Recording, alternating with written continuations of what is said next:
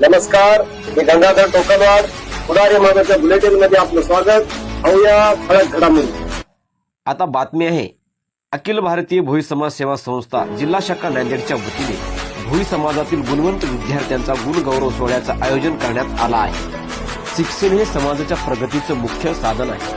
विपरीत परिस्थितीतही आपल्या समाज बांधवाच्या मुलांनी शैक्षणिक क्षेत्रात घवघवीत यश संपादित करून समाजाचं नाव उंचावलं आहे. अशा गुणवंत विद्यार्थ्याचे कौतुक करणे आणि त्यांच्या पुढील वाटचालीस बळ देणे हे आपले सामाजिक कर्तव्य आहे. हा केवळ एक सत्कार सोहळा नसून भोई समाजाच्या शैक्षणिक क्रांतीचा उत्सव आहे. भोकर तालुक्यातील साईनाथ तुपेकवाड यांनी एसएससी बोर्डात प्रथम येण्याचा मान मिळवला आहे.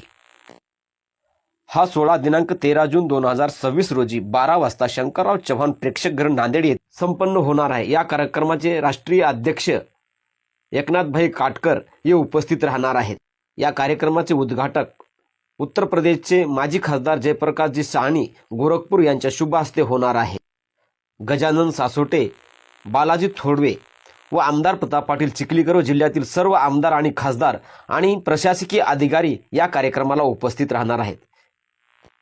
नांदेड जिल्ह्यातील सर्व गुणवंत विद्यार्थी व त्यांचे पालक, सामाजिक कार्यकर्ते, समाज बांधव मोठ्या संख्येने उपस्थित राहण्याचं आवाहन PM गलपवाड, DK तोकलवाड, गणपत पांदलवाड, व्यंकट नागलवाड यांनी केले आहे. पहा पुढारी माझा.